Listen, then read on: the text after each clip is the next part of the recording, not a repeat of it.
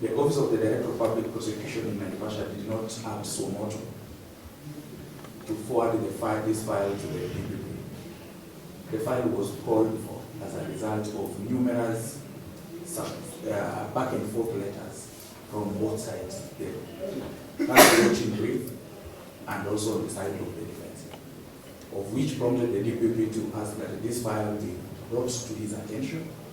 And I believe the reason why the DPP called for this file is in the interest of justice to both parties. Because the DPP needed to appraise himself on why was there so much correspondence in this particular matter. And as a result, the DPP asked for this file, and the same was forwarded by Naivasha office to Nairobi for purposes of refusal and directions and on how this matter should proceed. At some point, they had been even received directives from the Deputy Director of Public Prosecution that we were to cease prosecution of this matter. And that prompted subsequent correspondences that prompted the DPP himself to ask for the file to be brought to his attention. And therefore, from where I see, I'm just a small cog in this chain, and therefore I cannot purport to direct the Director of Public Prosecution on how he can expedite this matter.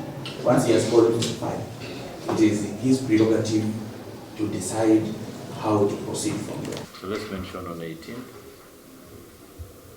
of February. Okay.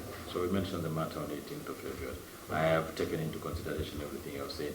I have not put on record that which I said earlier, for the reason that I think I was just counseling my younger brother, Mr. Mbugwa, to counsel his client.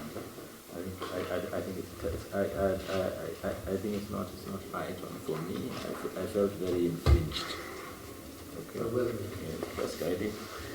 He may have issues with Mr. Jagi's client. Yes. I do not want to be embroiled. I'm supposed to be an impartial arbiter. Complete, not supposed to be. I intend to be an impartial arbiter.